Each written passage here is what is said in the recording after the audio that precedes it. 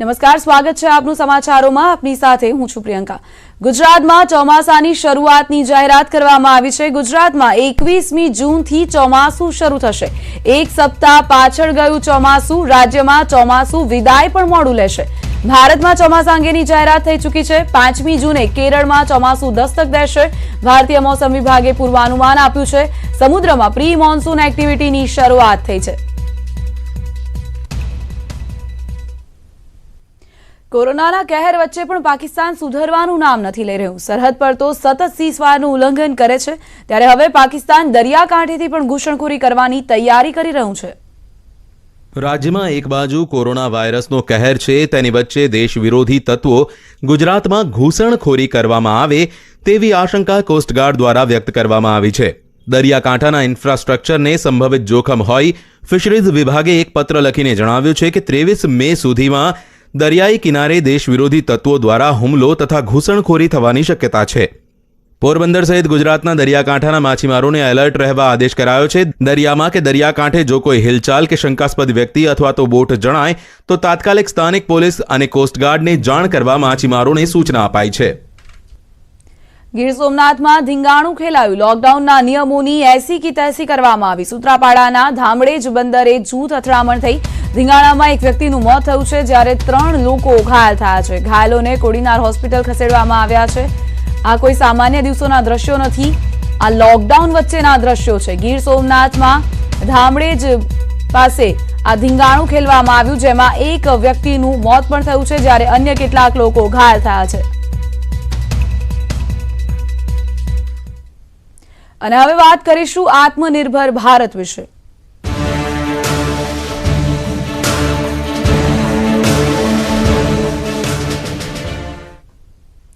પ્રધાનમંત્રી નરેન્દ્ર મોદીએ જાહેર કરેલા 20 લાખ કરોડના પેકેજમાં મોદી સરકારે ખેડૂત પર ખાસ ધ્યાન આપ્યું છે. આ પેકેજ અંતર્ગત નાણામંત્રી નિર્મલા સીતારમણે અનેક જાહેરાતો કરી. ખેડૂતો માટે ખુલ્યો ખજાનો. 1 લાખ કરોડનું ફંડ જાહેર. હવે પાકનો મળશે પૂરતો ભાવ. સરકાર બનાવી રહી છે કાયદો. કોરોના મહામારીમાં સામે ખેડૂતો આર્થિક રીતે ટકી રહે તે માટે મોદી સરકારે મહત્વના પગલાં લીધા છે. મોદી સરકારે આ મહામારી વચ્ચે ખેડૂતોની આવક વધારવાનો પ્રયાસ કર્યો છે. મોદી સરકારે કૃષિ ક્ષેત્ર માટે 1 લાખ કરોડ રૂપિયાનું ફંડ જાહેર કર્યું છે, જેમાં પાક વીમા માટે 64,000 કરોડ રૂપિયા ફાળવવામાં આવ્યા. ખેડૂતોને પોતાના પાકનો વધારે ભાવ મળી રહે તે માટે સરકાર નવો કાયદો બનાવી રહી છે. ખેડૂતોને વધારે મૂલ્ય માટે આવશ્યક વસ્તુ અધિનિયમમાં સંશોધન કરવામાં આવશે. આ ઉપરાંત સરકાર કૃષિમાં નિવેશ વધારવા માટે જૂના કાયદામાં ફેરફાર કરશે, જેનાથી ખેડૂતોની આવક વધશે અને નવી તકો પણ ખુલશે. કૃષિ ઉત્પાદોમાં અનાજ, ખાદ્યતેલ, દાળ, ડુંગળી અને બટાકાને ડીરેગ્યુલેટ કરવામાં આવશે. તો ઓપરેશન ગ્રીન્સને ટમાટર, ડુંગળી અને बटाका उपरांत હવે બાકીના બધા ફળો અને શાકભાજી સુધી વધારવામાં આવશે. चेन हो या फसल कटाई के बाद प्रबंधन करने के लिए जो भी सुविधाएं वैल्यू चेन के लिए बनानी है वो उसमें बनाई जाएंगी और इससे लाभ मिलेगा मूल्य संवर्धन के लिए भी, भंडारण की क्षमता बढ़ाने के लिए भी और कुल मिलाकर किसान की आय को भी इसमें बढ़ोतरी मिलेगी और भारत न केवल अपनी मांग को पूरी कर पाएगा, एक्सपोर्ट करने में भी इसकी आने वाले समय में बहुत मदद मिलेगी. और ये जो है इसका जो लाभ होगा वो प्राइमरी एग्रीकल्चर कोऑपरेटिव सोसाइटीज़ हो, फार्मर प्रोड्यूस ऑर्गेनाइजेशन हो, जो किसान उत्पादक संघ हैं, या कृषि उद्यमी हो, स्टार्टअप्स हो, एग्रीगेटर्स हो जो इंफ्रास्ट्रक्चर कृषि के क्षेत्र में लाते हैं, ये सब इनके माध्यम से आधारभूत ढांचा कृषि के क्षेत्र में उनके फार्म गेट पर खड़ा किया जाएगा ताकि इन सुविधाओं का लाभ मिल सके और इस फंड को जल्दी क्रिएट करके शुरुआत की जाएगी. મોદી સરકાર દ્વારા જાહેર કરાયેલા આર્થિક પેકેજમાં દેશના સામાન્યમાં સામાન્ય માણસને આવરી લેવાયો છે. કોરોનાની મહામારી વચ્ચે સરકારે તમામ લોકોની વ્યથાને સમજીને આર્થિક પેકેજમાં સ્થાન આપ્યું છે. મોદી સરકારે ખેડૂતો ઉપરાંત પશુપાલન, મત્સ્ય ઉદ્યોગ, મધમાખી સહિતના ધંધા સાથે સંકળાયેલા લોકોનું પણ ખાસ ધ્યાન રાખ્યું છે. દેશના અનેક વિસ્તારોમાં દૂધનું ઉત્પાદન વધારે થાય ત્યારે પશુપાલનના પાયાના માળખાને સુધારવા માટે 15,000 કરોડનું વિકાસ ફંડ જાહેર કરવામાં આવ્યું છે. 15,000 करोड़ रुपए का प्रावधान इसमें किया गया है ताकि जो दूध उत्पादन होता है उसकी प्रोसेसिंग करने के लिए इंडस्ट्री लग सके, मूल्य संवर्धन उसमें हो सके, वैल्यू एडिशन हो सके और जो पशु चारे के लिए प्लांट्स हैं, कैटल फीड प्लांट्स हैं, वो भी बन सके, उसका इंफ्रास्ट्रक्चर भी खड़ा हो सके, ना केवल अपनी आपूर्ति के लिए, स्थानीय मार्केट के लिए, बल्कि एक्सपोर्ट करने के लिए भी इसमें बहुत अवसर मिलेंगे। પશુપાલકોના પશુધન માટે સરકાર 53 કરોડ પશુઓના રસીકરણની યોજના લાવી છે, જે માટે 13,343 કરોડ રૂપિયા ખર્ચ થશે. આ યોજનાથી પશુઓને તેમની અનેક બીમારીઓથી મુક્તિ મળશે, સાથે જ દૂધનું ઉત્પાદન પણ વધશે. 13,343 करोड़ रुपया इसके ऊपर खर्च होगा. ये फुट एंड माउथ डिजीज से उनको मुक्ति मिलेगी. इससे हमारे प्रोडक्ट्स की अंतर्राष्ट्रीय स्तर पर भी और मांग बढ़ेगी और स्वीकार्यता बढ़ेगी, और इससे हमारे दूध उत्पादन में उसमें भी बढ़ोतरी होगी और पशुओं को भी एक अच्छा जीवन जीने का अवसर. સરકારે પ્રધાનમંત્રી મત્સ્ય સંપદા યોજના માટે 20,000 કરોડ રૂપિયા જાહેર કર્યા છે. 11,000 કરોડ રૂપિયા સમુદ્રી અને અંતરદેશીય મત્સ્યપાલન, 9,000 કરોડ રૂપિયા કોલ્ડ ચેન માટે આપ્યા છે, જેનાથી 55 લાખ લોકોને રોજગાર મળશે. સાથે જ આગામી 5 વર્ષમાં માછલી ઉત્પાદન 70 લાખ ટન થશે. મધુમાખી પાલન માટે સરકારે 500 કરોડ રૂપિયાની ફાળવણી કરી છે, જેનાથી મધુમાખીનું પાલન કરતા 2 લાખથી વધુ લોકોની આવકમાં વધારો થશે. સીએમઓ સચિવ અશ્વિની કુમારે મહત્વની જાહેરાત કરી. આત્મનિર્ભર યોજના હેઠળ મળનારી લાભ માટે ફોર્મનું વિતરણ કરવામાં આવશે. સાથે જ 17 મેથી મફત અનાજ વિતરણ કરવાની પણ જાહેરાત કરી. આ યોજના માટે વ્યાજનો દર 8% નક્કી કરવામાં આવે. આ 8% પૈકી 6% વ્યાજ એ રાજ્ય સરકાર પોતે ભરવાની છે. એટલે નાના દુકાનદારો, ધંધાર્થીઓ, મધ્યમ વર્ગના લોકો, સ્વરોજગાર કરતા તમામ લાખો લોકોને 1 લાખ રૂપિયા સુધીની લોન કોઈ પણ જાતની ગેરંટી વગર 3 વર્ષ માટે, અને એમાં પણ 6 મહિના સુધી કોઈ પણ જાતના હપ્તા ભરવાની જરૂર નથી, એ રીતે મળવાની છે. અને આ લોન મળવાના કારણે રાજ્યમાં કામ કરતા મધ્યમ વર્ગના તમામ લોકો વગર ગેરંટી, વગર સિક્યોરિટી 1 લાખ રૂપિયા સુધીની લોન મેળવીને પોતાના રોજગાર ધંધાને પુનઃ ધમધમતો કરી શકશે. એનએફએસએ કાર્ડ ધારકોને નિયત દિવસે એમને મે મહિનામાં જે એમને મળવાપાત્ર ઘઉં અને ચોખાનો જથ્થો છે, ઉપરાંત દાળ, ખાંડ અને મીઠું, એ તો વિનામૂલ્યે આપવામાં આવશે જ. ઉપરાંત વધારાના ભારત સરકાર તરફથી વ્યક્તિ દીઠ 3.5 કિલો ઘઉં અને 1.5 કિલો ચોખા એ પણ એકી સાથે આપી દેવામાં આવશે. આ વિતરણની તારીખ એ પ્રમાણે રહેશે. સમગ્ર વિતરણ 17મી મેથી 27મી મેની વચ્ચે પૂર્ણ કરવામાં આવશે. અહેમદાબાદ શહેરમાં રહેતા મધ્યમ વર્ગીય કુટુંબો જેમની પાસે APL 1 રેશન કાર્ડ છે, તેઓને 18મી મેથી 23મી મેની વચ્ચે રાશન આપવામાં આવશે. 18મીએ 1-2, 19મીએ 3-4, 20મીએ 5-6, 21મીએ 7-8 અને 22મી મેના રોજ 9 અને 0 છેલ્લા આંકડા ધરાવતા APL 1 રેશન કાર્ડ ધારકોને અહેમદાબાદ શહેરમાં રેશનનું વિતરણ કરવામાં આવશે. અને હવે વાત કરીએ જનતા જાગે કોરોના ભાગે વિશે.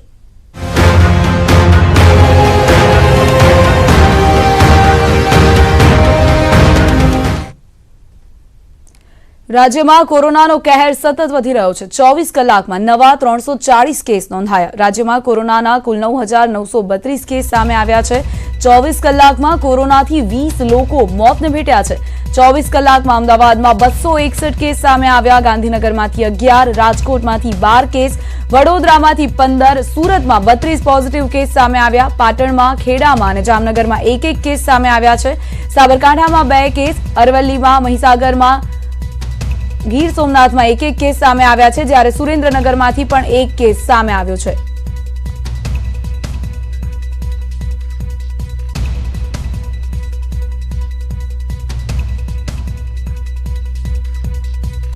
ગઈકાલ સાંજના 5 વાગ્યાથી આજ સાંજના 5 વાગ્યા સુધી કોવિડ-2019ના કુલ 340 પોઝિટિવ કેસીસ આવ્યા છે, 340.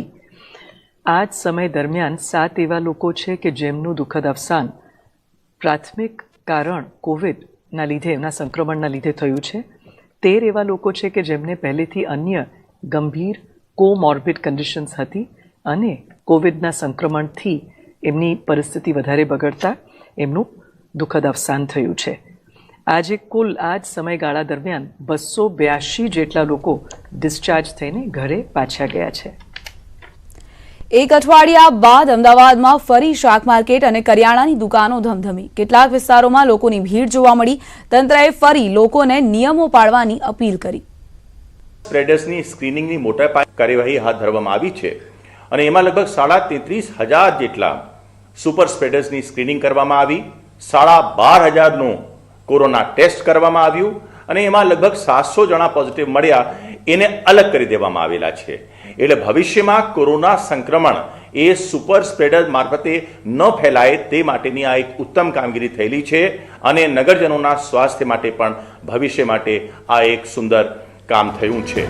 છેલ્લા અઠવાડિયામાં શહેરમાં 33,500 જેટલા સુપર સ્પ્રેડર્સનું મેડિકલ સ્ક્રીનિંગ કરવામાં આવ્યું, જેમાં 12,500 જેટલા સુપર સ્પ્રેડરનો કોરોના ટેસ્ટ કરાવવામાં આવ્યો હતો, જેમાં 700 જેટલા ટેસ્ટ પોઝિટિવ આવ્યા છે. 14 દિવસ બાદ આ સુપર સ્પ્રેડરના ફરીથી સ્ક્રીનિંગ કરવામાં આવશે. આપ સૌને વિનંતી છે કે આ સુપર સ્પ્રેડર્સને જે હેલ્થ કાર્ડ આપવામાં આવ્યા છે તેનું આપ ચેક કરશો અને જેને હેલ્થ કાર્ડ મળ્યા છે એના મારફતે જ માત્ર ખરીદી કરવામાં આવે. તંત્રે શરતોને આધીન મંજૂરી તો આપી છે, પરંતુ નિયમોનું પાલન કરી સોશિયલ ડિસ્ટન્સિંગ જાળવવું એ આપણી જ ફરજ છે. જો શરતો પાળવવામાં ચૂક્યા તો કોરોના કોઈનો સગો નહીં થાય. Bureau report, news 18 Gujarati. આ સાથે જ રોકાઈશું એક વિરામ માટે.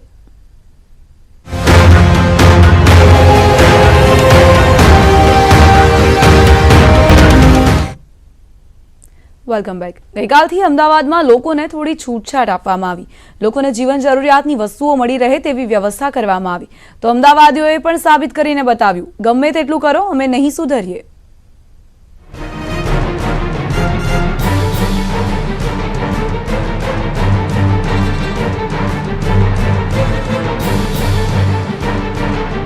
જુઓ, આ છે રિવરફ્રન્ટનો વિસ્તાર. ભલે તંત્રએ છૂટછાટ આપી, પરંતુ કેટલાક રેડ ઝોનના રસ્તા રાહદારીઓ માટે બંધ રાખ્યા હતા. પરંતુ પાછલા 50 દિવસથી ઘરમાં બંધ અમદાવાદીઓ છૂટા થાય પછી કોઈના કાબૂમાં નહીં રહે. પૂછવું જ શું? કામ તો એક બહાનું હતું. બાકી ભટકવું જરૂરી હોય તેમ રસ્તા બંધ હોય તો શું? ડિવાઈડર કુદાવી લોકો નાસ્તા ફરતા જોવા મળ્યા. ન્યૂઝ 18 ગુજરાતીની ટીમના કેમેરામાં કેટલાક દ્રશ્યો કેદ થયા.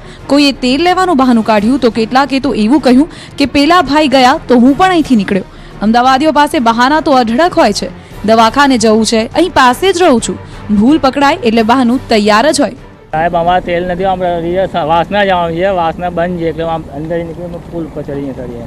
પોલીસ વાળા રોકે તમે ડિવાઈડર ઠકાડો છો? પણ સાહેબ તેલ છે નહીં, એની સાથે જવું પડે છે. અમારે તેલ લેવા નીકળ્યો છું ખાલી. બંધ છે, સાયકલ વાળો નીકળ્યો કે ચાલુ છે એટલે મેં નીકળ્યો. એની રસ્તો આ હાઈવે ચેકપોસ્ટ છે, રસ્તો બંધ છે, ના પડી કોર્પોરેશન જવાની રસ્તા પેલો સાયકલ વાળો નીકળ્યો કે રસ્તો ચાલુ છે એટલે શું ઉતાવળથી તમે રસ્તો ખોલી જતા? મ્યુનિસિપાલિટી જવું છે સામે, ત્યાં મોડા થઈ ગયા છે. આપણે નિયમોનું પાલન નહીં કરવાનું. સોરી. લોકોની વાત તો દૂર રહી, અરે કેટલાક પોલીસ જવાનો પણ બાઇક કુદાવતા જોવા મળ્યા, જેણે લોકોને રોકવાના હોય, પરંતુ અહીં તો પોલીસ જવાનો પણ કાયદાનો ભંગ કરતા દેખાયા. આ બહેન તો જુઓ, એક્ટિવા પડી ગયું તેમ છતાં ડિવાઈડર કૂદવાનો અભરકો નથી જતો. ભલે નુકસાન થાય, બહાર તો જવું જ પડે. શહેરમાં કોરોના સંક્રમણને કારણે લોકડાઉનની સ્થિતિ છે. શહેરમાં રસ્તાઓ પર ચેકપોસ્ટ અને અનેક રસ્તાઓ પ્રતિબંધિત કરી દેવામાં આવ્યા છે. પરંતુ અમદાવાદીઓ બંધ રસ્તાઓ પર પોતાના વાહનો ચલાવતા નજરે પડ્યા. વાહનોમાં ભલે નુકસાન થાય, પણ બહાર જવું આમના માટે જરૂરી છે. Bureau report, news 18 Gujarati. હાલ ગીર સોમનાથ જિલ્લામાં કોરોનાને લઈને ફફડાટ છે. લોકો ગામડા છોડીને ખેતરોમાં ભાગી રહ્યા છે. તો જિલ્લામાં બહારના લોકોના આગમનથી ગામડાઓમાં કોરોનાનો પગ પેસારો પણ વધી ગયો છે.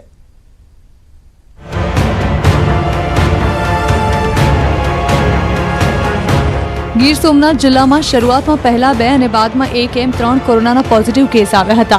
સઘન સારવાર બાદ આ ત્રણેય કેસ સાજા થઈ ગયા. લોકડાઉન 3 જ્યારે પૂર્ણતાને આરે છે તે દરમિયાન અમદાવાદ સહિતના રેડ ઝોનમાંથી આવતા 19 લોકોને કોરોના પોઝિટિવ કેસનો આંક વધ્યો છે. હાલ જિલ્લામાં કુલ 22 કેસ કોરોના પોઝિટિવ છે. ગીર સોમનાથ જિલ્લો ઓરેન્જ ઝોનમાંથી ગ્રીન ઝોનમાં જવાની તૈયારીમાં હતો ત્યારે કેસ આવતા રેડ ઝોનમાં ફેરવાઈ ગયો. કોરોનાના વધતા કેસને લઈને હવે લોકોની ચિંતામાં પણ વધારો થઈ રહ્યો છે. બહારથી આવનારા લોકો ક્વોરન્ટીન ભંગ કરે છે. તંત્ર તેઓને સંભાળી નથી શકતું તો પરવાનગી શા માટે આપવામાં આવે છે તેવા પણ આક્ષેપ ઉઠ્યા છે. વહીવટી તંત્રની આળસને કારણે ગામડાઓ સંક્રમિત બની રહ્યા છે. ગામડાની અંદર ફફડાટ છે. અત્યારે બહારથી લોકો આવે છે, કોઈક રેડ ઝોનમાંથી આવે છે, કોઈક ઓરેન્જ ઝોનમાંથી આવે છે, તો લોકો ભાગે છે. ગામડાના લોકો છે વાડીએ જવા મજબૂર થયા છે. જો આમનામ પરિસ્થિતિ સરકાર છૂટ આપશે તો ગ્રામ્ય વિસ્તાર છે એ બેકાબૂ બની જશે. ગ્રામ્ય વિસ્તારમાં અત્યારે એટલી સુવિધાઓ પણ અવેલેબલ ન હોય તો સરકાર આમાં કંઈક ધ્યાન દોરે અને અલગથી એની કંઈક વ્યવસ્થા કરવામાં આવે તો ગ્રામ્ય વિસ્તાર બચી શકશે. કોરોનાના કકડાટની વચ્ચે જૂનાગઢ ગીર સોમનાથ જિલ્લાના સાંસદ રાજેશ ચુડાસમાએ કરેલી કામગીરીના વખાણ કર્યા. मेरे ध्यान में भी कहीं कहीं आया हुआ है, ऐसा नहीं है, लेकिन इतना एक साथ मास संख्या में आ जाए तो अचानक से ये व्यवस्था करनी काफ़ी तंग रहती है और गांव में लोगों को समझ भी कम होती है. तो इस बार कलेक्टर से मेरा ये भी बात हुआ. સવાલ એ છે કે અત્યાર સુધી સુરક્ષિત રહેલા ગામડા હવે સંક્રમણનો શિકાર બની રહ્યા છે. શહેરી વિસ્તારના લોકોનો ધસારો ગામડા બાજુ વધ્યો છે તો ગામડાઓમાં લોકો સુરક્ષાને નામે છટકબારી શોધે છે, જેને કારણે પરિસ્થિતિ હજુ પણ વણસે તો નવાઈ નહીં. બનાસકાંઠામાં કોરોનાથી વધુ એક મોત થયું છે. ડીસામાં કોરોનાથી એક મહિલાનું મોત થયું છે. મહિલા કોવિડ હોસ્પિટલમાં સારવાર હેઠળ હતા. બનાસકાંઠામાં આ સાથે જ કોરોનાનો મૃત્યુઆંક 4 પર પહોંચી ગયો છે. અત્યાર સુધી બનાસકાંઠામાં કોરોનાને કારણે 4 લોકોએ પોતાના જીવ ગુમાવ્યા છે.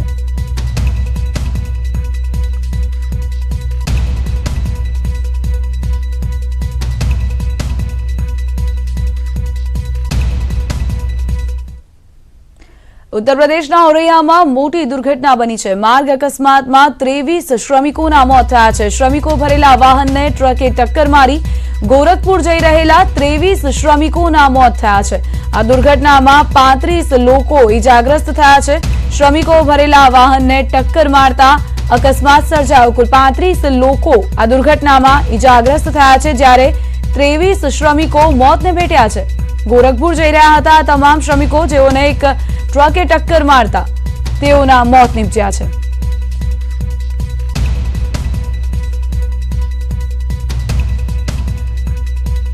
ગોરખપુર જઈ રહેલા 23 શ્રમિકો ભરેલા વાહનને ટ્રકે ટક્કર મારતા ગમખ્વાર અકસ્માત સર્જાયો, જેમાં 23 શ્રમિકોના મોત થયા છે જ્યારે અન્ય કેટલાક જે લોકો છે તેઓ ઈજાગ્રસ્ત થયા છે.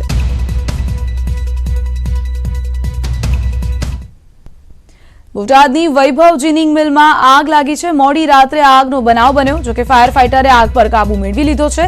આગમાં કપાસની ઘાસડીઓ બળીને ખાખ થઈ ગઈ છે. આગ લાગવાનું કારણ અકબંધ છે. જીનિંગ મિલમાં આગ લાગતા કપાસની જે ઘાસડીઓ હતી, કપાસનો જે જથ્થો હતો તે બળીને ખાખ થઈ ગયો છે. ફાયર ફાઈટરે આગ પર કાબુ મેળવ્યો, પરંતુ ત્યાં સુધીમાં જે મિલની અંદર રાખેલો કપાસનો જથ્થો હતો તે બળીને ખાખ થઈ ગયો છે. આગ કયા કારણોસર લાગી તે હાલ સામે નથી આવ્યું.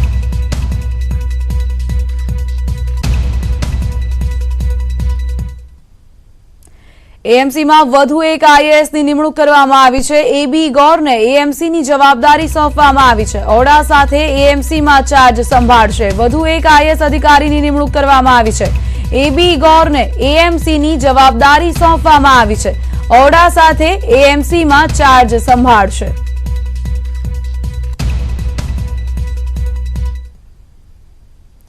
આ સાથે જ બુલેટિનમાં અત્યારે બસ આટલું જ. વધુ સમાચારો અને અપડેટ્સ માટે આપ જોતા રહો ન્યૂઝ 18 ગુજરાતી. નમસ્કાર.